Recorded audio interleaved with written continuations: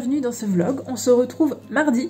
Donc, vous savez, hier soir, j'ai lancé mes précommandes pour le calendrier et le calendrier de l'Avent. Seulement, franchement, il y a combien de probabilités pour que Facebook et Instagram aient une panne mondiale au moment où je lance ma vente? Je pense que la probabilité est très faible, mais évidemment, ça m'est tombé dessus. je les collectionne, hein, franchement, ça me tombe toujours dessus, ce genre de choses. Donc voilà, hier soir, en fait, à partir de 17h30 environ, enfin même avant, 17h, vers 17h, j'ai commencé à programmer mes publications pour qu'elles sortent à 18h sur Facebook et sur Instagram. Et je m'étais dit à 18h comme ça, je publie sur ma boutique Etsy les deux fiches produits. Et rendu 18h, eh bien je mets sur Etsy, pas de problème, mais par contre Facebook, Instagram, j'actualise. Et ça me disait, alors sur Instagram ça me disait impossible d'actualiser le fil depuis 2 jours. Pourquoi ça? Alors que j'avais vu des choses le matin donc je comprenais pas. Et Facebook carrément une page d'erreur. Alors là, je me dis, putain, c'est pas possible, qu'est-ce qui se passe encore? C'est pas possible. J'ai éteint mon téléphone, je l'ai rallumé, j'ai déconnecté le wifi, j'ai rallumé la box, je suis allée dehors pour voir si avec le réseau mobile ça fonctionnait mieux. Et en fait, c'était toujours pareil, j'ai essayé de me connecter sur mon téléphone, sur ma tablette, sur la tablette de mon copain, c'est pareil. Donc j'ai fini par comprendre, en recherchant sur Google, qu'il y avait en fait une panne des réseaux sociaux, tout simplement. Alors je sais pas ce qui s'est passé. Mais ça touchait plein de réseaux sociaux, donc à la fois Facebook, Instagram, il y avait WhatsApp, il y avait Messenger, voilà, tout un gros truc. Et du coup, pendant toute la soirée, ça n'a pas fonctionné, mes publications programmées ne se sont pas publiées, et personne n'y avait accès de toute façon, vu que c'était une panne mondiale. Donc, eh bien, il a fallu que je lance ça ce matin seulement. Et alors, il y a quand même des personnes qui me suivaient, qui ont fait la démarche d'aller sur Etsy, donc ça c'est super, mais les 3/4, ouais, voire même plus, les 98% des gens qui me suivent ne savaient pas que je mettais sur Etsy. Donc ils n'ont pas pu me commander, et du coup je l'ai mis ce matin sur mes réseaux sociaux, mais je vois clairement que ça n'a pas le même impact. Évidemment, ce matin les gens sont partis travailler, ils n'ont pas le temps de traîner sur les réseaux sociaux et de faire des achats. Donc voilà pour le petit résumé de cette précommande, du lancement de cette précommande. Donc je suis complètement dégoûtée, hein, évidemment, vous vous doutez bien. J'espère que les gens seront quand même au rendez-vous durant les 2 semaines d'ouverture de ces précommandes. Je vous invite, si ça vous intéresse, d'avoir votre calendrier de l'Avent sous forme de puzzle surprise ou d'avoir votre calendrier 2022, je vous invite à aller sur ma boutique Etsy. Voilà pour ce qui est de ça. Donc là du coup ce matin, eh bien je note quand même toutes les ventes que j'ai fait, et ensuite je vais peindre. Je vous avais même pas montré, je pense, le lion terminé. Bon, l'éclairage n'est pas super aujourd'hui, il fait très sombre. Mais voilà, ça vous donne quand même une bonne idée. Il est verni, là c'est 2 couches qui ont séché. Donc voilà, j'ai plus qu'à le stocker pour la vente de Noël. Et puis sinon ici, j'ai préparé une toile qui va partir dès demain. En fait, c'était, si vous vous souvenez, le cerf qui était ici, vous savez, la tête de cerf très colorée. Donc, il est vendu, donc il va partir. Comme vous voyez, j'ai des toiles qui sont sorties, donc ça va être des commandes. Toutes les toiles qui sont blanches, là, c'est des commandes personnalisées. Et puis, derrière, j'ai mes 2 fonds que je vous avais déjà montrés et que je n'ai toujours pas continué, en fait. Ce sera des tableaux qui seront pour la vente de Noël.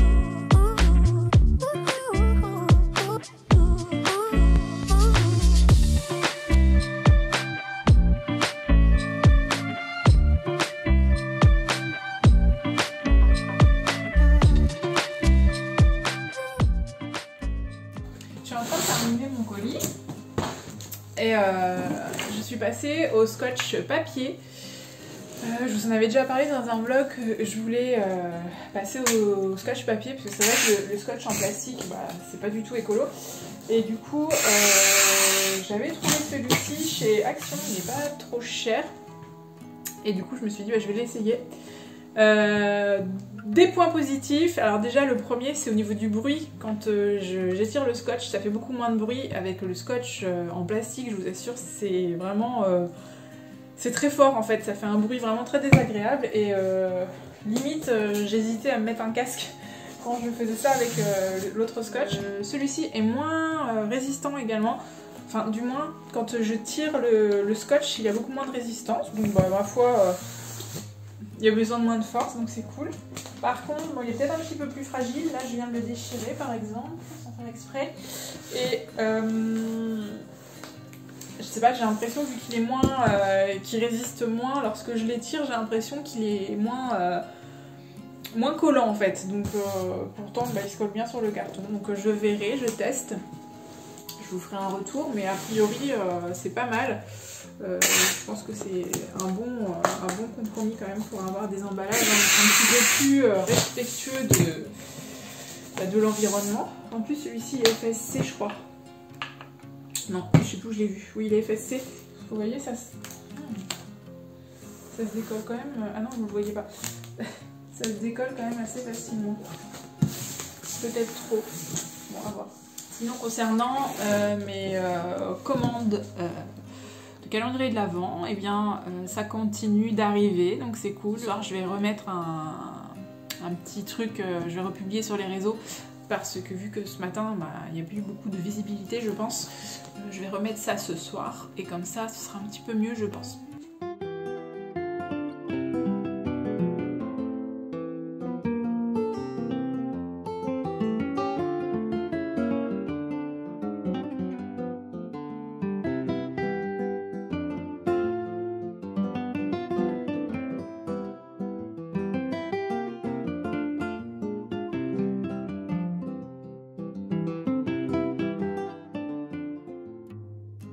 Coucou, aujourd'hui c'est la petite forme. En fait je suis malade, j'ai attrapé un rhume. J'ai passé une très mauvaise nuit. Je respirais très mal, j'avais mal à la tête. Et du coup j'ai pas arrêté de naviguer, d'aller prendre du miel pour ma toux, etc. Donc nuit difficile et du coup aujourd'hui c'est un petit peu compliqué. Mais j'ai quand même un petit peu travaillé ce matin. J'ai quasiment achevé le puzzle de l'Avent, du moins le tableau du puzzle. Donc ça c'est cool. J'en suis plutôt contente. Je regarde par là-bas parce que je l'ai mis au soleil pour qu'il sèche. Et j'ai encore quelques petites projections à faire et ensuite eh bien, ce sera terminé. Donc au niveau des précommandes, eh bien ça suit son cours, ça commence un petit peu à se calmer. En général quand on fait des ventes comme ça, où il y a par exemple là 2 semaines, les ventes s'effectuent surtout au début et à la fin. Alors pourquoi je ne sais pas, au début parce que les gens ont l'engouement de la nouvelle, etc. Et puis je pense à la fin parce que les gens se sont dit bon bah il faudra que je le commande et ils l'ont pas fait durant les 15 jours. Et quand j'annonce bah dépêchez-vous, il lui reste plus qu'1 heure, et bien en général dans la dernière heure, voire dans les 5 dernières minutes, c'est là que tout le monde se réveille et que ça n'arrête pas. Donc bah du coup on verra ça par la suite. Pour le moment je trouve que c'est assez calme par rapport à l'année précédente au niveau des précommandes. J'espère que les gens comprennent bien que ces précommandes sont équivalentes à des achats en fait. Qu'ils ne pensent pas qu'ils pourront acheter après, parce que je pense que je vais commander un stock un petit peu plus grand, mais pas trop non plus, parce qu'il faut absolument que j'arrive à écouler mon stock. Je vais pas me retrouver avec 30 puzzles de trop, hein, vous comprenez. Peut-être en commander, je sais pas, 5 de plus, mais vraiment pas trop, pour être sûr de pouvoir les écouler ensuite. Donc si toutefois vous hésitez, profitez des 15 jours. Alors attendez, je vous annonce la date de fermeture, ce sera plus clair. C'est jusqu'au 17 octobre, on va dire minuit. Donc si vous hésitez, à partir du 17 octobre minuit, ce ne sera pas sûr que vous pourrez avoir votre calendrier de l'Avent ou votre calendrier si toutefois vous ne l'avez pas commandé avant. Mes tarifs ont augmenté pour les calendriers et pour les calendriers d'avant. Je pense que ça joue dans le nombre de ventes. Il y a quelqu'un qui m'a fait la remarque que ça avait vachement augmenté, les calendriers de l'Avent. Alors c'est ce que je lui ai expliqué, malheureusement, l'an dernier je les vendais 45 €. Et en fait je suis pas du tout rentrée dans mes frais parce que j'ai passé tellement de temps à vous préparer les calendriers de l'Avent qu'au final j'ai perdu d'argent. Donc c'est ce que je lui ai expliqué. Là je les vends 60 €. Certes ça peut faire beaucoup pour certains, pour un tarif pour s'offrir un loisir. Donc 60 € à sortir en plus des frais habituels, des factures, etc. Je le conçois, je le comprends très bien. Mais 60 €, je vous assure que c'est déjà pas beaucoup. Déjà quand vous pensez qu'un puzzle 1000 pièces dans le commerce, ça se vend déjà 40 €. Donc si vous pensez à ça, déjà vous vous dites bah il n'y a que 20 € de plus par rapport au prix de si j'achetais juste le puzzle.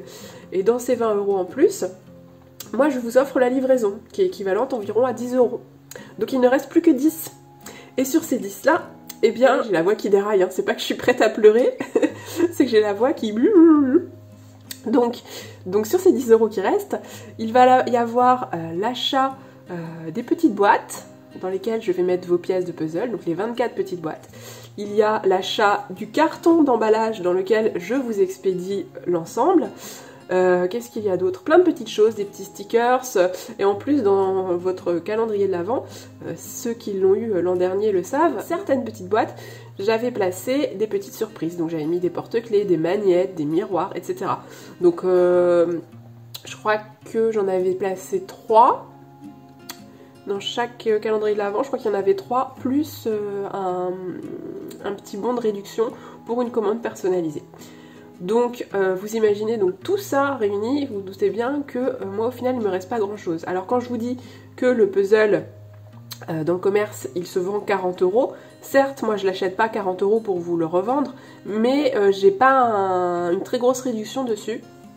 Donc sur ces 60 €, il me reste très peu. Et en plus de ça, eh bien moi, pour payer mes charges, eh bien je déclare 60 €. Je ne déclare pas seulement ce qui me reste, je déclare avoir gagné 60 €. Donc je vais payer des charges et des impôts sur 60 €. Donc je vous assure qu'au final il ne reste vraiment pas grand chose. 60 € c'est vraiment le compromis qui me semblait le plus juste pour vous, pour ne pas vous mettre un calendrier de l'Avent à 100 €, mais un calendrier de l'Avent à 60 €, c'est quelque chose clairement que je fais pour vous et qui moi ne va pas me rapporter des 100 et des 1000. C'est vraiment pour vous faire plaisir parce que je sais que l'an dernier vous aviez adoré ça. Et moi aussi, hein, au final, ça m'a fait plaisir de vous les réaliser, ça m'a fait plaisir de recevoir tous vos messages, tout votre engouement lorsque vous découvriez petit à petit les animaux. Et que vous trompiez même parfois l'ours polaire. Donc le tableau c'était celui-ci qui est derrière là. Je vous le filme parce que du coup vu qu'il y a des nouveaux arrivés sur ma chaîne YouTube, peut-être qu'ils n'ont pas vu le tableau. Donc ce tableau c'était celui qui m'a servi de modèle pour faire le calendrier de l'Avent de l'an dernier et donc le puzzle. Et donc les gens découvraient les pièces petit à petit, ils n'avaient pas le modèle du puzzle et ils ne comprenaient pas ce qu'il y avait dessus. Donc je leur avais pas dit qu'il y avait 3 animaux. Donc déjà c'était compliqué parce qu'il y a des différences de proportions. Donc voilà, on a celui-ci qui est très très gros avec des gros yeux. Ici on a des plus petits yeux, donc c'était pas évident. Et l'ours polaire, je crois que j'ai reçu toutes sortes d'animaux possibles. Ça m'a fait rire. Personne n'arrivait à voir qu'il s'agissait d'un ours polaire. Mais bon, une fois qu'ils ont fini leur puzzle, évidemment, ils l'ont bien reconnu. Je voulais donc être claire là-dessus avec vous, que vous compreniez en fait que c'est pas parce que quelqu'un vend quelque chose 60 € qu'il lui reste 60 € dans sa poche. Et ça, parfois, les gens ont vraiment du mal à le concevoir, à le comprendre. C'est pas toujours évident à expliquer. En plus, moi j'ai tendance à prendre la mouche un petit peu facilement, à me vexer en fait quand on me dit « Ah bah dis donc, ça fait cher ». Non, ne dites pas que ça fait cher quand je vois que moi je rogne vraiment au maximum pour avoir vraiment une marge vraiment minimale et que au final je vous fais des tarifs qui selon moi me paraissent bas. Donc c'est pas toujours évident de trouver le compromis pour que ça plaise à tout le monde. Après c'est sûr, je comprends complètement que 60 € pour un calendrier de l'Avent, ça peut être beaucoup. Je sais que certains ne peuvent pas sortir 60 € en plus pour un loisir. Et ça malheureusement j'en suis désolée, mais après moi c'est mon travail aussi et je ne peux pas vendre à perte. D'ailleurs, pour être totalement transparente avec vous, si vous voulez, dans un prochain vlog, lorsque j'aurai acheté tout mon matériel, eh bien je vous ferai le calcul de combien il me reste au final sur ces 60 €, sans parler des charges et des impôts bien sûr, mais juste pour que vous ayez une idée un petit peu de tout ce qu'il y a derrière. Ça peut être sympa de vous montrer ça. Moi après j'ai pas grand chose à vous cacher. C'est vrai qu'en France on a ce tabou de l'argent. Bien sûr, je vais pas vous dire combien j'ai vendu de calendriers, je vais pas vous dire combien je gagne par mois, mais je pourrais vous dire pour cet exemple-là combien j'ai eu de frais sur ces 60 €. Comme ça, ce sera un petit peu plus clair pour vous et vous comprendrez un petit peu plus pourquoi 60 €. Et bien, au final, c'est pas si cher que ça. Sinon, aujourd'hui, je sais pas trop ce que je vais faire. Déjà, dans un premier temps, je vais aller me prendre un déferalgan parce que j'ai mal à la tête et je crois pas avoir de la température, mais je suis pas trac, c'est pas l'idéal pour travailler, mais bon il faut quand même que je travaille parce que sinon je vais prendre encore trop de retard. Donc aujourd'hui je fais les projections sur mon puzzle de l'Avent. Ce serait bien que je fasse des fonds pour mes commandes personnalisées. Qu'est-ce que je peux faire d'autre qui me demande pas trop de concentration?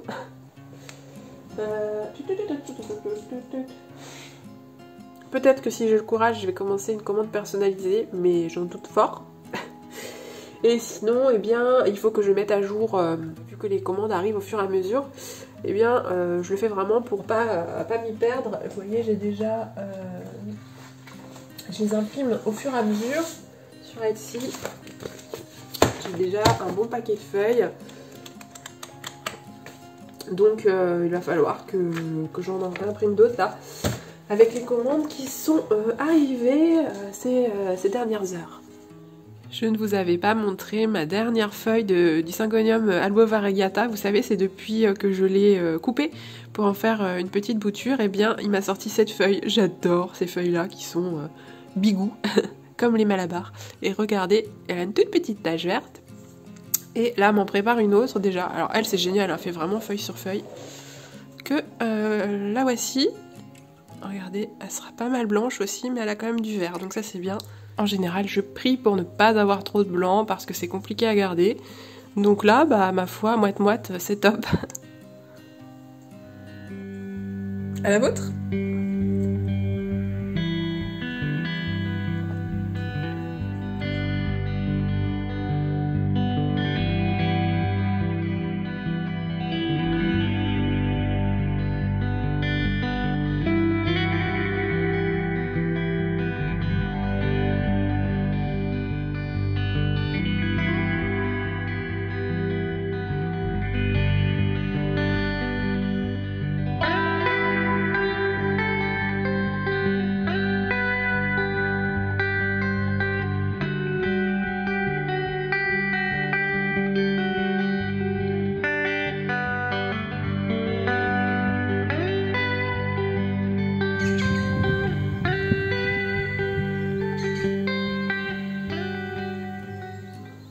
Hello, je suis de retour ce matin et je suis en meilleure forme. J'ai passé une bonne nuit.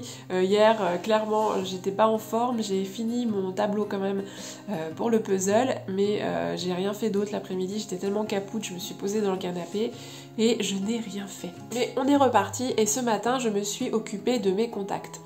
En fait, pour vous expliquer, depuis que j'ai ouvert mon entreprise, donc ça fait déjà plus de 12 ans, ouais ça fait plus de 12 ans je crois, c'était en 2009, c'est ça. Eh bien en fait j'ai fait une erreur, c'est que je n'ai jamais répertorié les mails de mes contacts. Alors pourquoi c'est une erreur? Donc moi vous le savez, je fonctionne essentiellement grâce aux réseaux sociaux, grâce à Facebook et Instagram.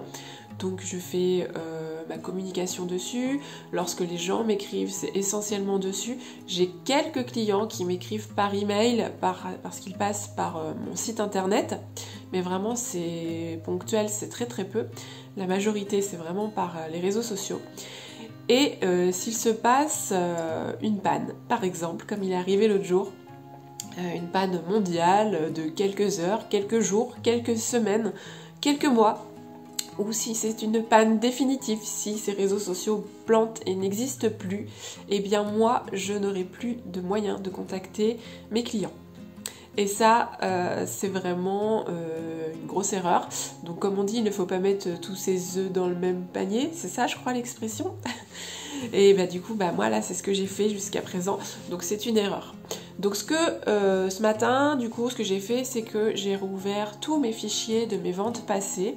Donc quand j'effectue des ventes privées, vous savez, des ventes de Noël, des ventes d'été, des ventes de calendrier, l'an dernier les ventes de calendrier de l'Avent. Donc tout ça, à chaque coup, je crée un fichier Excel dans lequel je répertorie le prénom, le nom, l'adresse, la valeur de l'achat de mes clients, voilà. Et du coup, il m'est arrivé quelques fois de noter les mails de certaines personnes qui, par exemple, me payaient par PayPal ou me donnaient leur mail comme ça, bref. Donc j'ai noté le mail de certaines personnes dans ces fichiers-là et du coup, ce matin, j'ai réouvert tous mes fichiers jusqu'à peut-être 3-4 ans en arrière. Et j'ai retrouvé une centaine de mails de personnes. Donc ces mails-là, je les ai inscrits dans un fichier Excel vraiment dédié à ça, donc aux mails de mes clients. Et en fait, là, ce que je suis en train de faire, c'est que je suis en train de les importer sur Mailchimp. Mailchimp, c'est un site qui vous permet de faire des newsletters. Donc ça, c'est top, je l'utilise très peu. En fait, lorsque j'avais l'autre configuration de mon site internet, donc ça doit faire déjà 2 ans de ça, les gens pouvaient s'inscrire à une newsletter. Je l'ai pas remis en place parce que j'ai pas pris le temps et je ne sais pas trop comment faire. Et du coup, certaines personnes s'étaient inscrites à ma newsletter pour avoir des nouvelles. Donc moi, je leur écrivais peut-être 2 fois par an.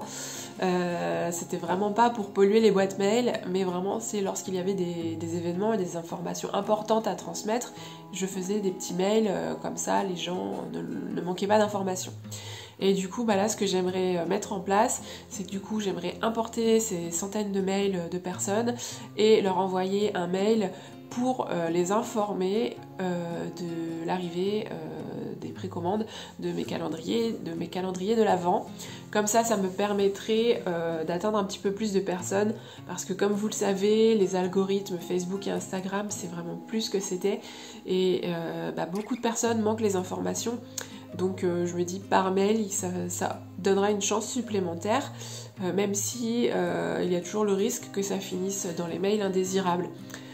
Je sais pas si tout le monde regarde ces mails indésirables, moi je sais que je les trie quotidiennement, je regarde et il y a parfois des messages importants qui arrivent dedans, donc j'espère que les gens feront pareil et qu'ils pourront ainsi voir mes nouveautés.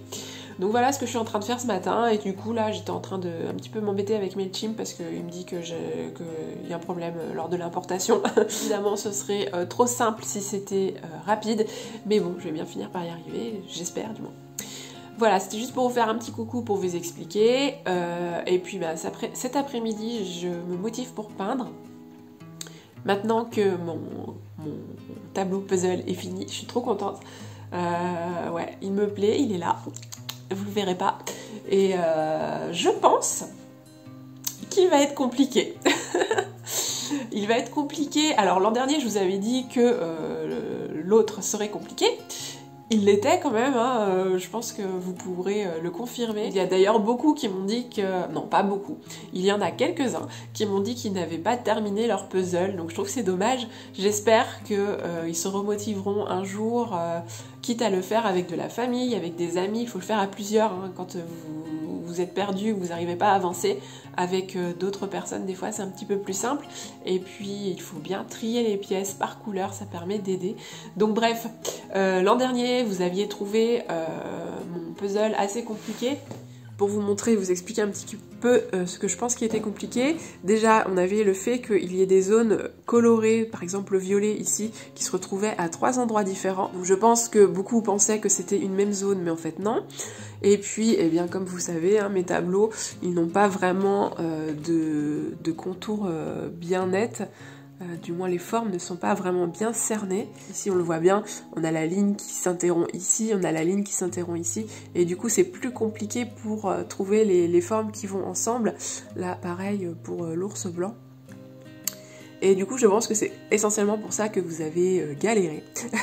Oui, bien cette année, vous allez galérer pour certaines raisons, mais pas tout à fait les mêmes. Bon, le fait que ce soit pas cerné, c'est toujours pareil, puisque c'est mon style, mais je pense qu'il y aura une difficulté supplémentaire, et vous me direz ce que vous en pensez.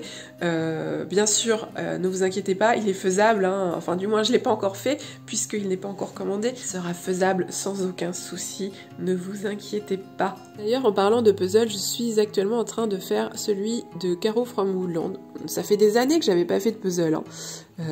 J'ai fait le mien l'an dernier, mais avant ça, ça faisait peut-être bien 10 ans que j'en avais pas fait. Et du coup, quand j'ai vu que Caro from Woodland en proposait cette année sur le thème de l'automne, celui-ci, eh bien, je me suis dit, je vais lui en commander un. Attendez, c'est que j'attrape. Là, voilà. Je voulais vous montrer le modèle de son puzzle. Il est chouette, hein? Sur le thème donc automnal. Et du coup, vu que elle a des formes bien cernées, vous voyez vraiment des petits éléments un petit peu partout, eh bien, je le trouve quand même un petit peu plus simple que le mien que j'ai réalisé l'an dernier. Vous voyez tous ces... Vous avez des lignes qui sont quand même des indications pour pouvoir avancer dans le puzzle. Et là, je pense que là où je vais le plus avoir de difficultés, c'est peut-être dans les arbres. Et puis ici, là, j'ai du mal à faire la partie haute, vous voyez.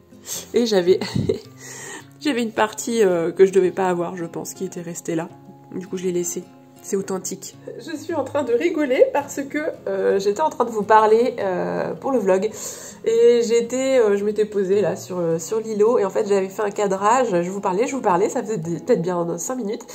Et j'avais fait un cadrage où vous voyez le tableau du puzzle derrière. Donc ça, faut que je commence à y faire vachement attention. Je pense que je vais aller le mettre à l'étage parce que sinon vous allez finir par le voir en arrière-plan un jour dans un vlog et ce serait quand même dommage de vous gâcher la surprise. Donc je vous disais que l'an dernier, il y a mon cousin et ma cousine, donc d'ailleurs je vous fais des coucous Angélique et Sébastien et puis des bisous aux filles. Ils m'ont commandé un calendrier de l'Avent l'an dernier et du coup pour faire le puzzle j'ai constaté qu'ils avaient une petite valise magique. Cette année en fait je me la suis commandée parce que je trouve ça génial, donc je devrais la recevoir bientôt. Du coup ça se présente comme une sorte de valise en plastique qui s'ouvre. D'un côté, vous avez la surface pour faire le puzzle. D'ailleurs, je crois qu'il y a même une partie qui doit être rigide, qui s'enlève si vous voulez l'enlever de la valise. Et de l'autre côté, eh bien, vous avez des compartiments pour trier vos pièces.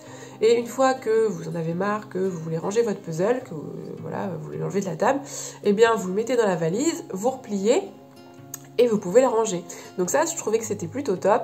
Donc je me le suis commandé, donc on verra si c'est bien, mais je pense que ce sera vraiment pratique pour mon puzzle qui va arriver et qu'il faudra que je fasse quand même. Bon, je vais arrêter de vous parler parce que je parle beaucoup et puis je vais me mettre au travail, je vais continuer mes mails là. Et puis ensuite, ce sera la peinture.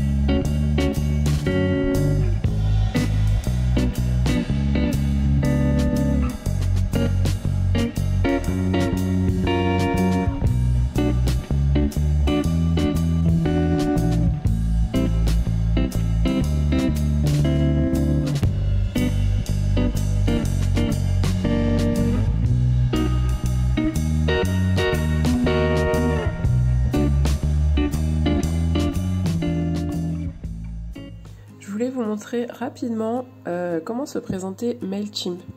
En fait, vous écrivez le contenu de votre newsletter à gauche et à droite, c'est tout les petits boutons en fait que vous pouvez inclure dedans pour le mettre en page. Donc vous voyez là, j'ai déjà fait ça.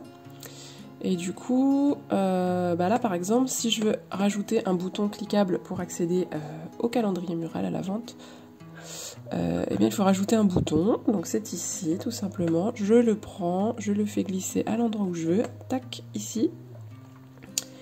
Et voilà, après j'ai juste à mettre ce que je veux comme le texte qui apparaît. Donc je vais mettre commander mon calendrier 2022. Voilà. Et là je n'ai plus qu'à coller l'adresse pour y accéder. Donc là je vais sur mon Etsy. Tac. Je copie ça. Tac. Et je le colle ici. Save and close. Donc vous voyez, c'est vraiment tout simple et vous pouvez mettre en page comme ça votre newsletter. Donc vous avez du texte avec un fond, vous pouvez mettre des petits traits pour séparer un petit peu les sections, des images, des coupes d'images, une image avec une légende, voilà, etc. Vous avez vraiment plein de choses. D'ailleurs, je vais rajouter, c'est quoi ça, Social Follow, pour me suivre sur mes réseaux. Voilà, donc il y a quoi? Il y a le Facebook, Twitter, je n'en ai pas, donc je peux l'enlever. Vous voyez, c'est vraiment très très simple d'utilisation. Donc MailChimp, par contre, c'est en anglais, mais bon, ça reste quand même assez simple. Voilà, c'était juste pour vous faire une petite démonstration rapide pour vous montrer comment ça se présentait. Je trouve que c'est vraiment sympa. Ça permet d'avoir de jolis newsletters pour vos contacts.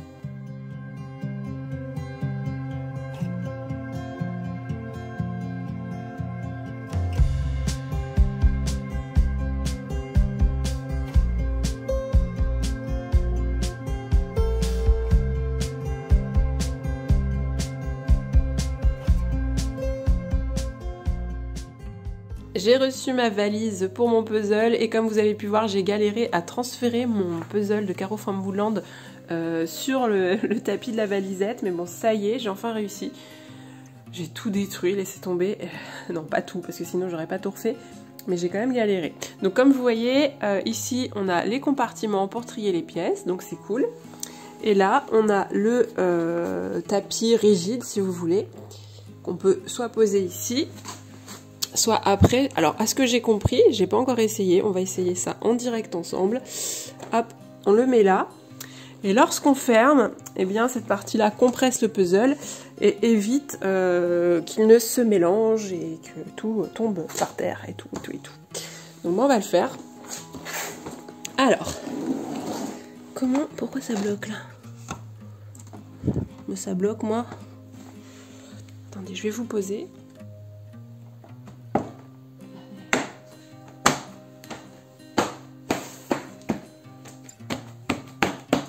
Alors ça y est, la valise est pliée. Ça donne ça. Je vous avoue que j'ai un peu peur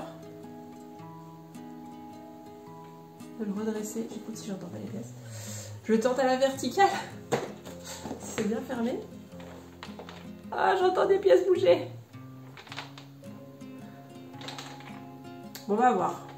C'est peut-être juste les pièces dans les cases, je pense. Allez.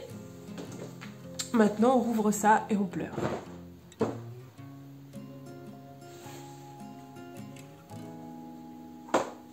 Tadam! C'est plutôt pas mal. Bon, ça, c'est un petit peu bougé. Ça aussi, c'était là. Mais franchement, c'est top. Et je pense que c'est surtout celle dessous qu'on entendait bouger. Ouais, c'est ça. Elles ont glissé toutes sur le même côté, mais ça, peu importe. Eh bien, ma foi, ça, c'est génial. Une fois que vous avez fini votre puzzle, vous le fermez. Ça prend pas la poussière, ça gêne pas. Moi j'en avais marre de mon machin en feutrine. En plus ça accrochait, c'était pas du tout pratique pour faire le puzzle. Là ça glisse bien, c'est tip top. Franchement, ouais, je suis contente. Ça fait toujours bizarre de le mettre debout, mais bon. Bon, au pire on peut le stocker sous un meuble à l'horizontale.